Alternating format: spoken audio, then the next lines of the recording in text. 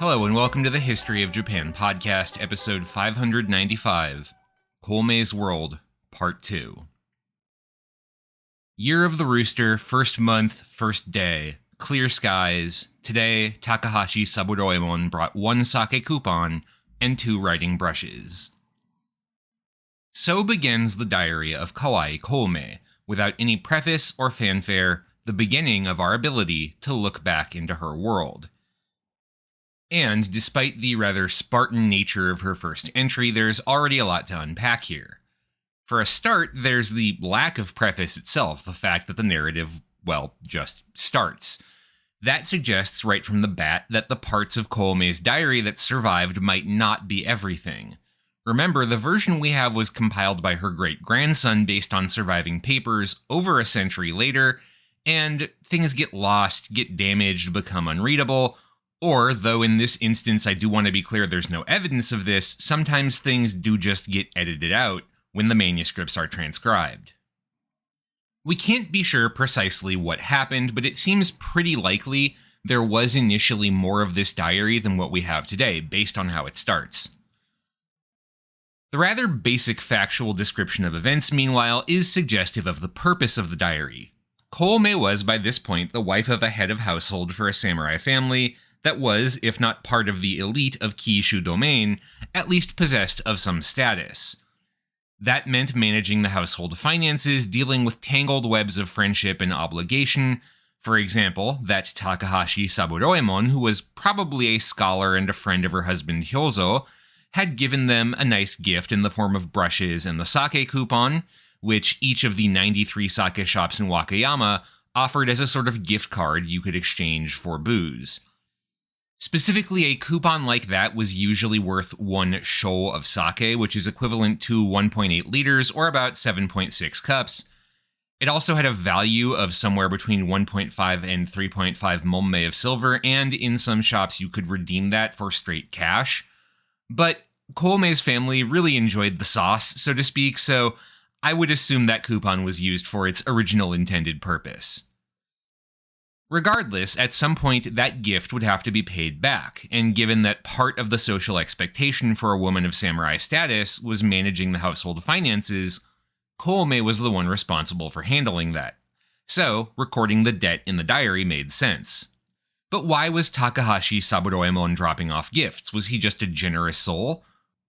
Well, maybe. But there's another reason too. It was, after all, the first day of the first lunar month of the year. In other words, New Year's. Now, I've never spent a New Year's in Japan. I've actually only been in the spring and summer because of how the academic calendar in the US tends to work.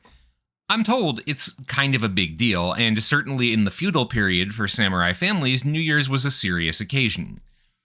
The expectation was usually that you dress in your finery, that you go around and visit the closest members of your social circle. If you were particularly high status, you would call directly on your daimyo, your lord, and generally there would be much ceremony and merrymaking. Which actually raises another question. What's the deal with the somewhat subdued New Year's? After all, this was a samurai family, even if they were not that important. They certainly had more than one social connection, so where the hell was everybody? Well, we're not sure, but we can make some inferences. For one thing, the Kawai family were respected scholars who made a decent income from Hyozo's posting in the domain school, but at this point they were not exactly rich. They might have avoided celebrating in too high a fashion simply because it was beyond their means financially. The Kawai were luckier than some samurai families. They did have at least a hereditary position that got them more than the lowest and most meager possible stipend, but in Kyushu, as in many other feudal domains, stipends had been static for a very long time, and those stipends were paid in rice, the market value of which was constantly fluctuating, but which had generally gone down over the centuries as the agricultural economy had strengthened. Thus, most samurai families outside the extreme elite were, one way or another, hurting for cash by the 1830s.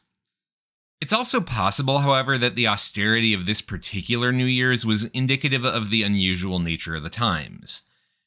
1837 was the 8th year of the Tenpo Era, and given that one of the things the Tenpo Era is most consistently remembered for was the Great Tenpo Famine, well, things are not going great in general. We're going to talk more about the famine and its effect on Wakayama in a second, but for now, I just want to note that it's quite possible it wasn't just the Kawai household having a more subdued New Year's celebration than normal, given the situation. So from here, the diary unfolds more or less as you'd expect, a chronicle of the daily rhythm of the Kawai household.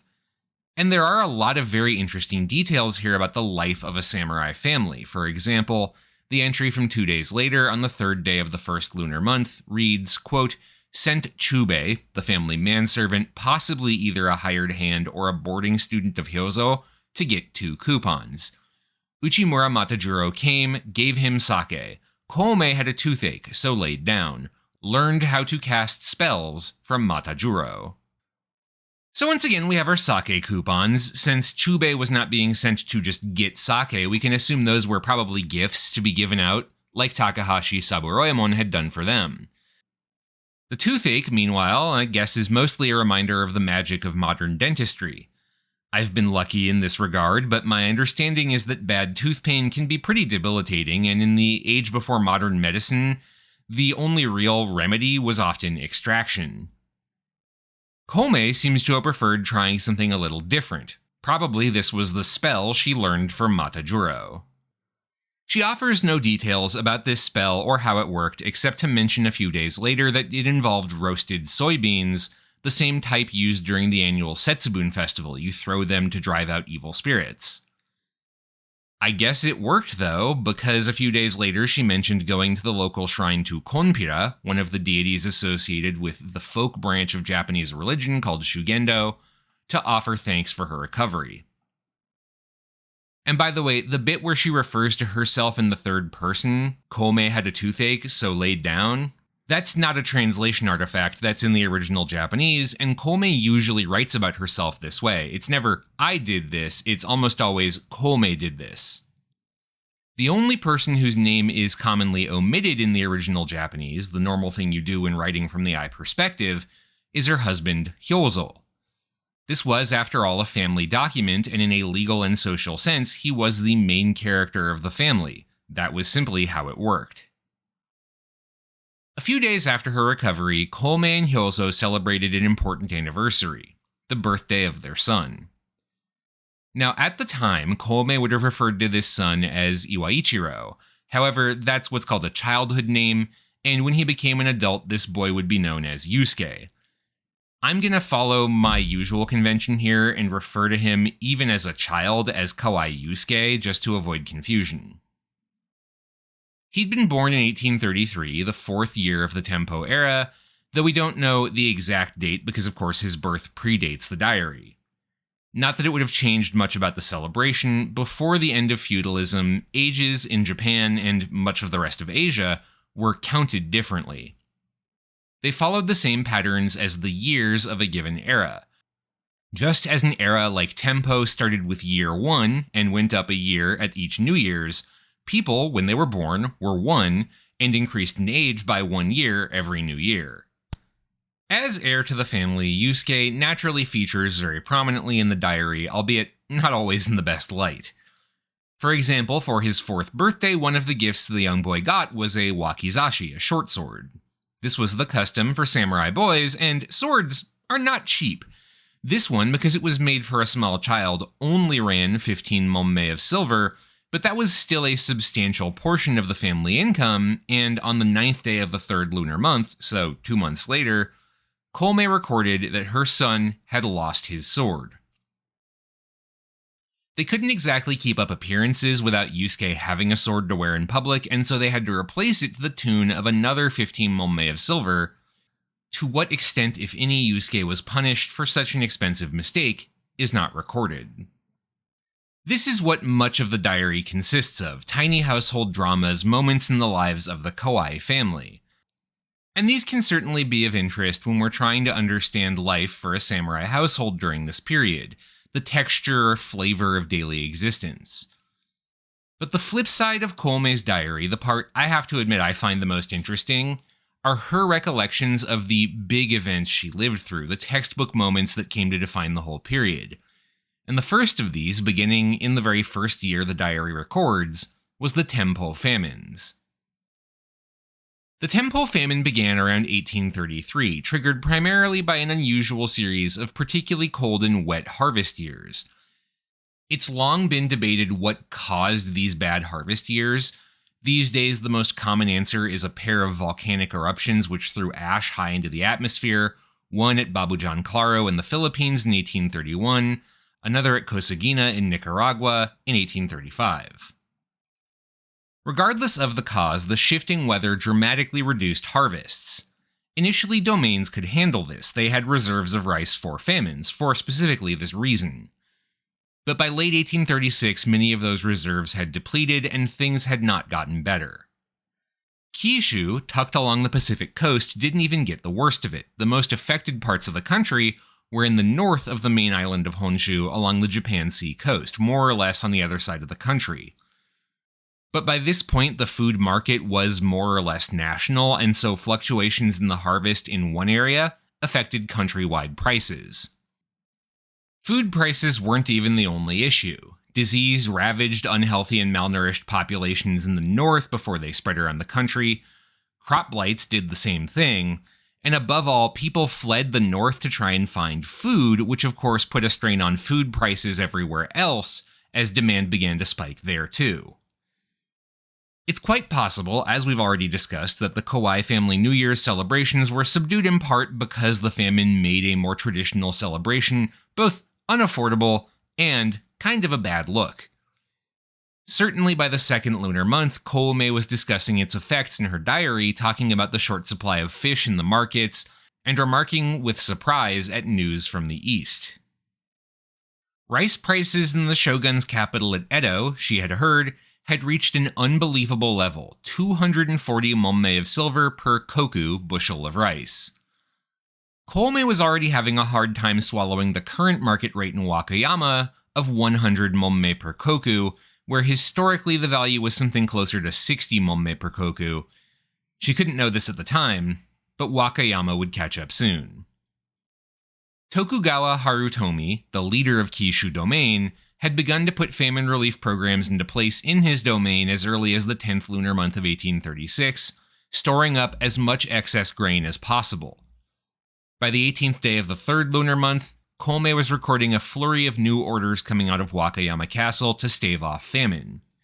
Here's what she described, quote, "The Lord has given one khan, about 10 momme each, to the people living in the alleys, and since last winter he has been distributing rice gruel from the castle stables to the needy. Now he will give them another 4 momme each. It will cost over 10,000 ryo of gold, which is about 600,000 momme. They are saying that 8 or 9 people a day are dying of starvation.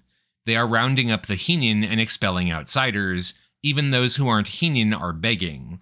These are unprecedented times. It's said that even the Lord is eating rice gruel 3 times a day. The vulnerable are falling sick or have become beggars, or they have gone to beg their way on the Shikoku pilgrimage. The news is truly terrible." Koume hadn't even mentioned everything. The domain also banned the export of rice to other parts of the country to keep its own prices as low as possible, and had set up patrols of armed samurai along the borders to keep out outsiders hoping to come in and find food. Famine, of course, was not new to Japan. Koume's own grandfather had lived through one of the worst of the entire period, the Tenmei famines of the 1780s. The strategies Koume described were all well-known ones, both on the government side, set up relief stations, practice frugality, and on the side of the people, flee looking for cheaper food, engage in religious pilgrimages, hoping for a mix of divine intervention and the kindness of strangers. But while those strategies worked for a time, there were limits on their effectiveness. By the 5th lunar month, Koume was reporting dead bodies found in the streets constantly, and reporting that disease was hitting the vulnerable in Wakayama, especially the Burakumin or Hinin districts. At the end of the month, she wrote, quote, "Epidemic is spreading throughout the land. There are countless dead of starvation, and there are not enough Hinin or others to dispose of them. There are reports of women's bodies being eaten by dogs. People are jumping off the Yoriai Bridge in the center of Wakayama. In Kyoto, there are many dead and not enough resources to dispose of them, so they are digging up huge square pits and throwing the bodies in. After they have gathered 1,000 bodies, they are erecting large memorial stupas. It's said they have dug 6 of these pits around the city. At least 70 people have thrown themselves into the river. There are no words for the tragedy. Rice is 270 momme. Ironically, what Koume does not mention here is that in the midst of all this horror, things were pretty good for the Kawai family and kind of for samurai in general. It might seem odd to say that, but remember, their stipends were paid in rice, one of the first things the annual rice harvest taxes were used for. And that stipend was, yes, partially just eaten, but a good chunk of it was sold, so if rice prices were high, that was more money in their coffers. Just 2 days before writing about the horrors of the famine, Koume talked about her mother Tatsuko taking Yusuke to a shrine festival and enjoying a lovely picnic on the grounds. This, let's call it, difference in incentives between samurai, who usually benefited from high rice prices and wanted to keep them that way, and everybody else who wanted cheap food for the obvious reasons, was one of the core tensions of feudal Japan, which moments like the Tenpo famines really helped exacerbate and which would eventually bring down the system itself. We're still a long way from that though, and this is probably a good spot, given what we've talked about already, rice and finances, to talk about the Kawai family income. So, samurai incomes in Kishu, like all other places in Japan, were based in rice. Samurai families were given a basic amount to live on, plus more if they held a prestigious posting within the domain, so that they could live in the style required by that prestigious role, for example, by having a certain number of retainers. In Kishu specifically, family incomes were based on the number of persons in the household. The Kawai family income was 1.8 koku of rice per person per year. Their household was set at 10 people in size, so a total of 18 koku of rice per year, at least on paper. I say on paper because in practice, by this point, basically nobody ever got what they were supposed to get based on their recorded income. If, for example, families had to take an advance on their pay because of a high unexpected expense, they could, but they had to pay it back. By the 1800s, many domains had put into place compulsory loan or payment systems where samurai in the domain were compelled to give up part of their stipend to help stabilize the faltering finances of the feudal domain government. Kishu was one of these. Because remember, it's not just samurai stipends that are paid in rice. All income for all 260 plus feudal domains across Japan, as well as for the shogun himself, was paid in kind. In other words, not in cash, but in physical goods, usually rice. Those goods were then converted into cash, which first of all made budgeting kind of a challenge because of course their market value would constantly be fluctuating. You couldn't know for sure how much your income in goods was going to get you in cash. As a general rule though, values had been trending downward over the centuries as agricultural productivity, and thus overall supply, had trended up. So let's talk about how this plays out specifically for the Kawai family. Based on their on-paper income, they should have received 1.5 koku a month of rice. However, the most Koume ever records receiving is 1.2 koku, with the rest of the family wage being garnished, so to speak, to help pay for a loan program set up by the domain. Which, yeah, sucks, but what are you gonna do, dust off your resume and try and find another job? And they didn't even get to keep the rest of that 1.2 koku.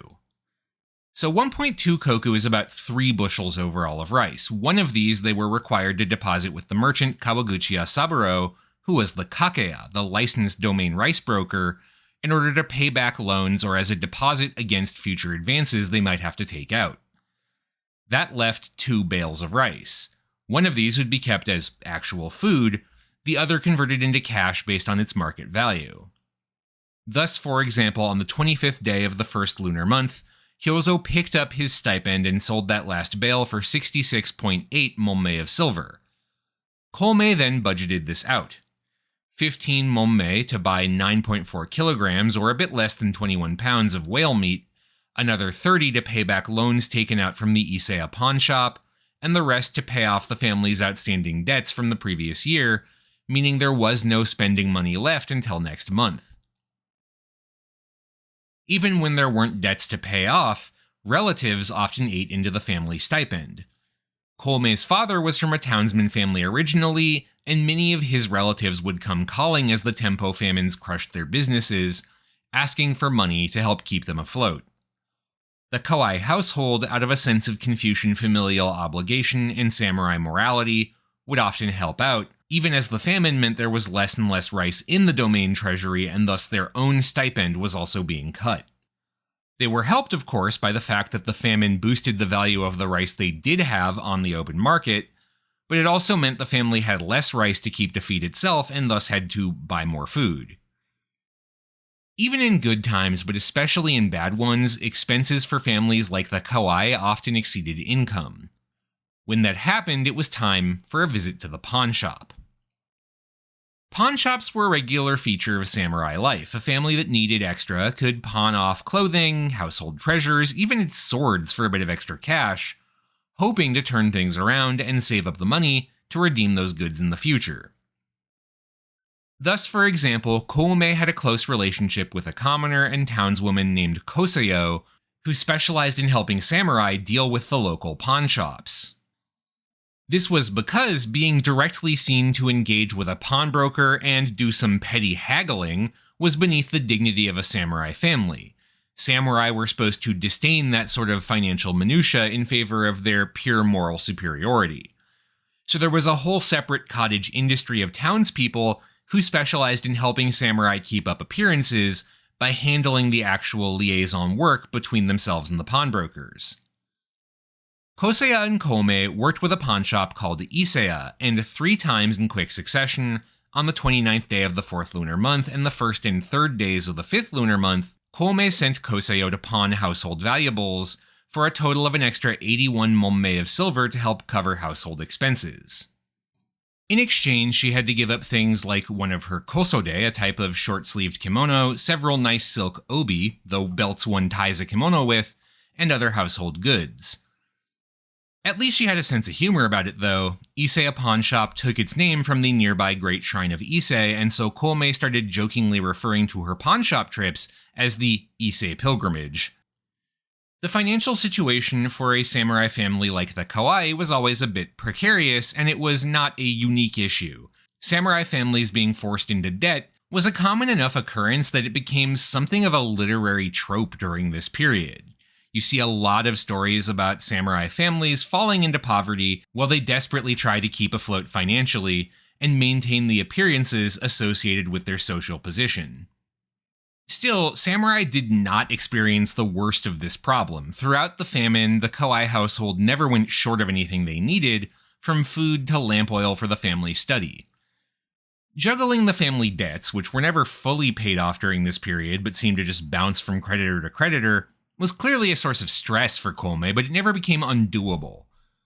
Probably the single biggest family issue was the spiking cost of sake, which is made from rice and thus began to be restricted by the domain as a waste of valuable food. Even so, the family never totally went dry. And this, in essence, was the fundamental inequality of the Tokugawa system. Samurai families, wealthy merchants, the small class of gono, wealthy peasants in the countryside, who had enough money to own their own land and even run side businesses, they were often inconvenienced by famine, but never really endangered by it. By comparison, the growth of the Tokugawa economy had created a whole underclass of city-dwelling urban laborers, burakumin, illegal day laborers in the cities. In the countryside, the vast majority of the farmers were tenants, poor peasants who rented their land from the wealthier peasants and had to sell off their crops to pay their rent and expenses, lest they risk both losing their homes and their jobs in one go should their landlord give them the boot. People in this situation were far more vulnerable to economic fluctuations because of how dependent they were on cash to make a living, and they were the ones who tended to suffer the most during famines. Indeed, in many ways, the policies of Kishu domain made these inequalities even more profound than they previously had been.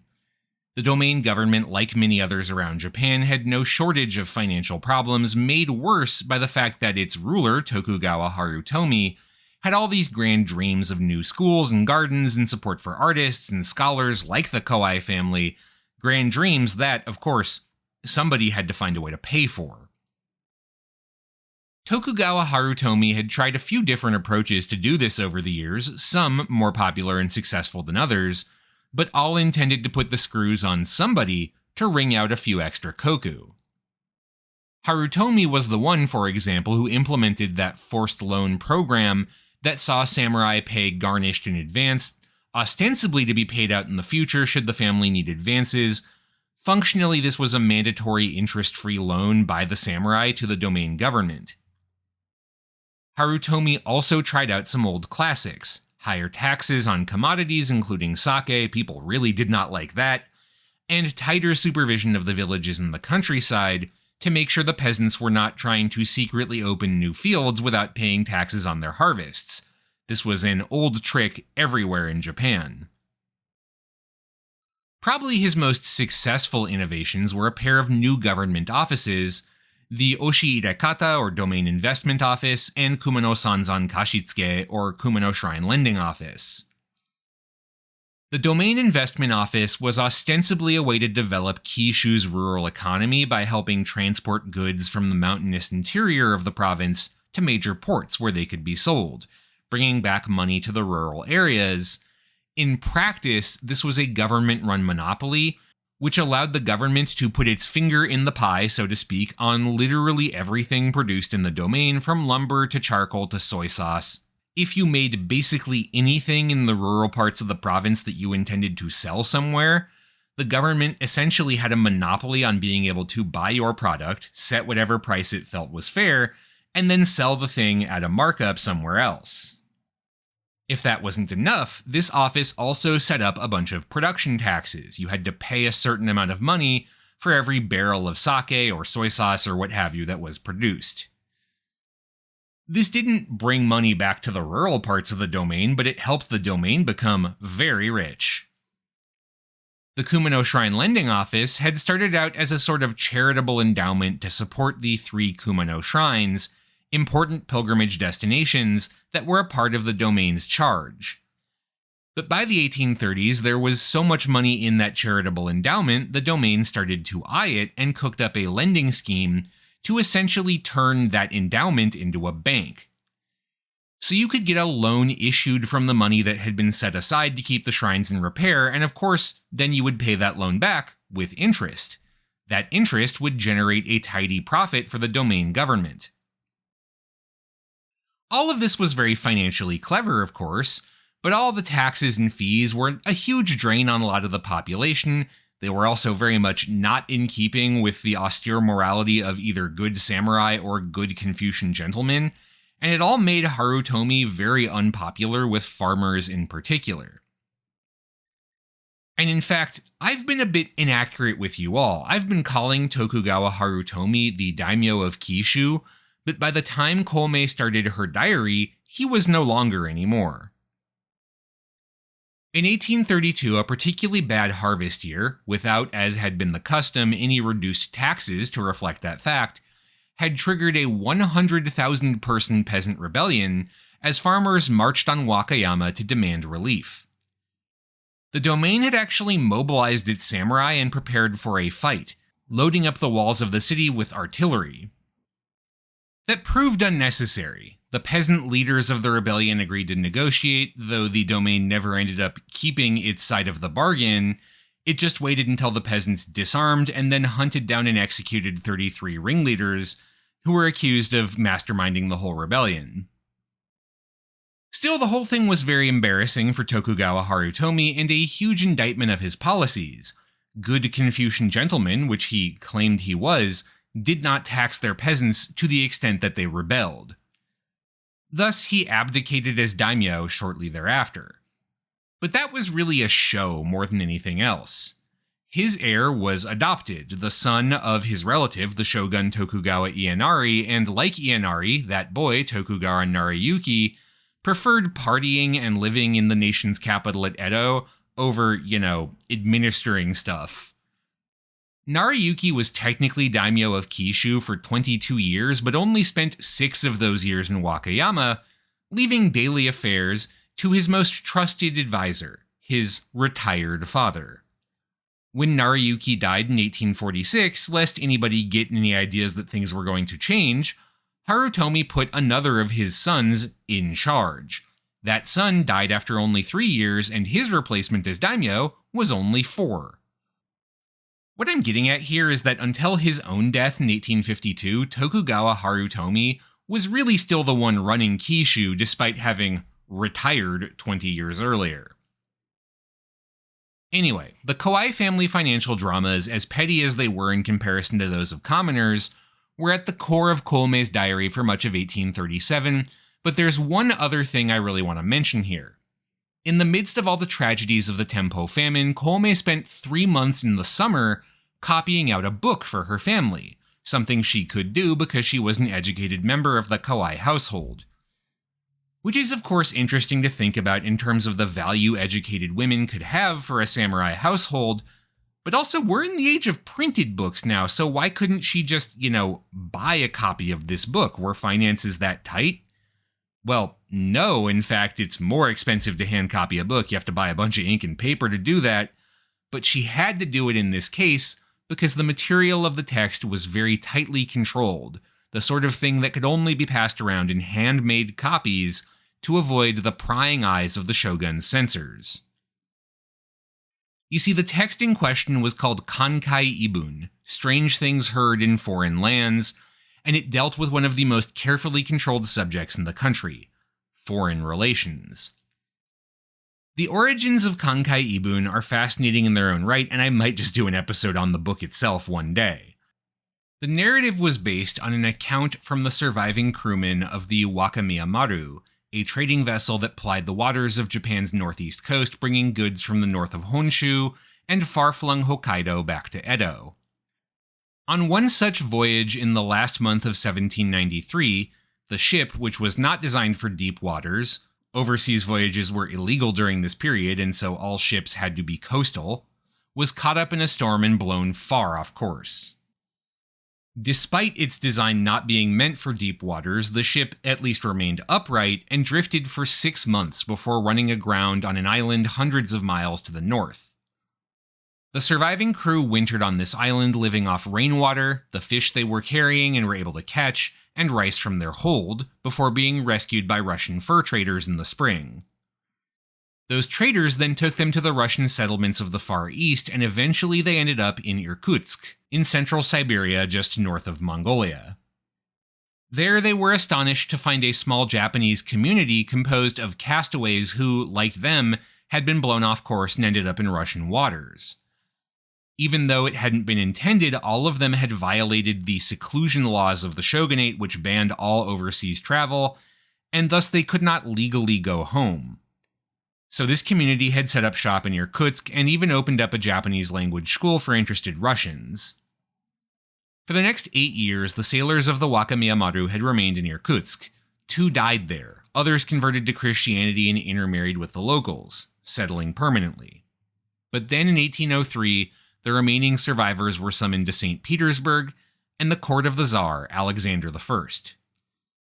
Alexander and his boyar nobles were, of course, interested in meeting these strange men from a foreign land, wining and dining them and showing them off, but Alexander also wanted to make them an offer. What if we took you home? The Russians were hoping to use the return of the Wakayama Maru survivors as a goodwill gesture. They planned to convince the Tokugawa shoguns to open Japan's ports to Russian ships, because in 1803 only the Dutch were allowed into Japan, and then only in tightly controlled conditions in Nagasaki. The Tsar and his advisors hoped that a goodwill gesture would get the Russians added to the permitted list, and maybe even net them access to more northerly ports like Sendai that were a little more useful for them than far-flung southern Nagasaki. In the summer of 1803, the Russian warship Nadezhda, carrying 4 of the survivors, left St. Petersburg. The captain took the long way round, traveling around all of South America and over the Pacific by way of Hawaii, to Kamchatka before arriving in Nagasaki in the fall of 1804. He also, by the way, was not terribly impressed with his Japanese passengers, calling them, quote, lazy, dirty in their persons, always ill-humored, and passionate in the highest degree. And after all that rigmarole, of course, the officials of the Tokugawa shogunate told them to shove it. They said, we are not interested in allowing more Westerners, especially practitioners of the evil religion of Christianity, carrying trade that could destabilize Japan's carefully crafted social and economic order into our country. After 6 months confined first only to his ship and then a small segment of Nagasaki, the captain of the Nadezhda just gave up and left, leaving his 4 charges behind. The survivors were then taken to Edo and from there handed over to Sendai Domain, their original home, where the feudal government interrogated them for months. Those interrogations were led by 2 specialists in so-called Dutch studies, in other words, scholars of Western learning, which was only allowed into Japan via textbooks procured from the Dutch. And the notes of that interrogation gave a sort of sociological survey of life in Russia, one of the most complete pictures available at the time of the world outside of Japan. Given the name Kankai Ibun, the text took on something of a life of its own. Koume and Hyozo's interest in the text appears to have been entirely academic, and that certainly makes sense. They were educated people, interested in worldly and social affairs, and here was probably the best picture you could have in Wakayama in the 1830s of life in another country. Not to mention the fact that the outside world was very much in the news. In the decades since the departure of the Nadezhda, several more foreign ships had tested Japan's seclusion edicts and tried to get the shogunate to open the country, though so far all of them had been rebuffed. So it was topical, certainly, which is why perhaps the Kawai family was willing to expend the money on paper and ink and the tremendous amount of time required to recopy this whole damn thing. And man, does thinking about doing that by hand really make me appreciate the age of the photocopier and the PDF. There's nothing in Koume's diary that would lead you to the conclusion she foresaw just how much the outside world was going to matter in a couple of years. There's no hint she understood the nature of how unstable the Tokugawa system was already becoming, or how dangerous the so-called foreign threat really was. But she was not alone in that, to be fair. Nobody, I think it's fair to say, was really aware of just how far things were about to go off the rails. But we'll get to that next week. For now, that's all for this week. Thank you very much for listening.